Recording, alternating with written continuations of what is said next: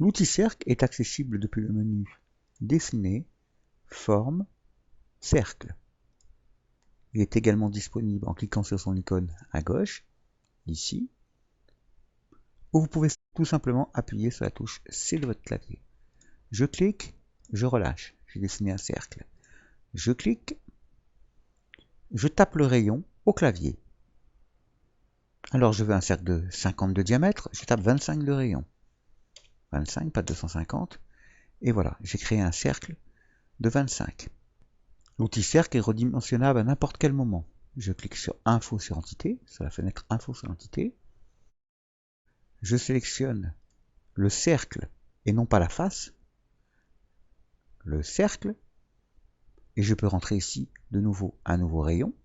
Par exemple, 75 de rayon, donc 150 de diamètre. Et ici le nombre de segments. D'origine, SketchUp considère que nous créons des cercles à 24 segments. Pour tout ce qui est pièce standard, 24 segments me semble parfait. Si vous devez créer une très grande pièce ou avoir une pièce en premier plan avec un cercle, je vous conseille d'augmenter le nombre de segments. Mais que sont les segments? Si nous zoomons, nous voyons que notre cercle est dessiné de tout un tas de petits segments. Si j'augmente le nombre de segments, je passe à 48, vous voyez que mon cercle devient plus net. J'ai 48 segments. Si je passe à 96, à l'œil nu, il est presque rond. Plus vous avez de segments, plus votre modèle sera lourd, c'est-à-dire plus il sera important en volume. Si je tape un petit nombre de segments, par exemple 3, SketchUp me dessine un triangle. Si je tape 4, il me dessine un rectangle.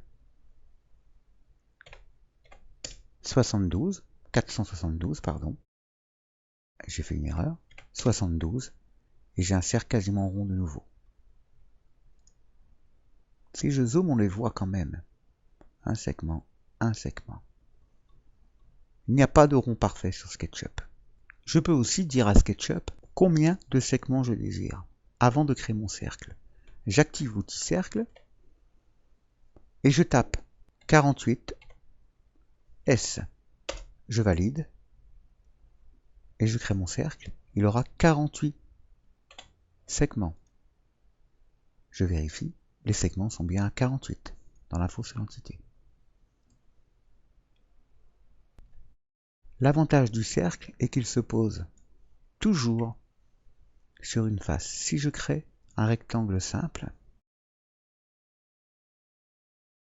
je vais créer un groupe et je viens le déplacer. Je le mets en angle.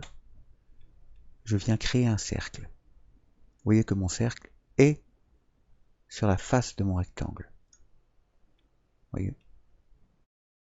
Hop, il va sur la face automatiquement. L'outil polygone, qui est l'outil d'à côté, on peut aller dans Dessiner, Forme, Polygone, mais il ne possède pas de raccourci. L'outil polygone me permet de dessiner un polygone. Voilà, j'ai dessiné un polygone. Je peux également lui changer le nombre de faces. Je sélectionne les arêtes, et uniquement les arêtes. Je lui dis que je veux 24 segments. Alors vous voyez, on dirait un cercle. Beaucoup pensent que la commande est similaire. Je vais vous montrer que non. Je fais un cercle à côté et je lui donne également 24 segments. 24. J'extrude les deux. J'ai ici quelque chose de très lisse et j'ai ici quelque chose avec toutes les faces. Nous ne sommes donc pas sous le même outil. Si je désire créer un triangle, je clique et je tape 3S et j'ai un triangle. Je tape 6S et j'ai de nouveau 6 segments. Vous remarquez que l'outil polygone, je vais bien me le remettre, me l'afficher, voilà. Le polygone est entouré d'un cercle. Et son extrémité, l'endroit où est le crayon, est à une pointe du polygone. Si j'appuie sur la touche CTRL, le cercle est à l'intérieur et je suis au milieu d'une arête, au milieu d'un segment. Voilà pour la petite information. Je clique. En finalité, j'aurai le même polygone que si je l'avais créé dans l'autre sens, mais pour des placements, cela peut être intéressant. L'outil polygone suit les faces. Je clique et je crée un polygone sur une face. Vous voyez, c'est une face qui était bien inclinée.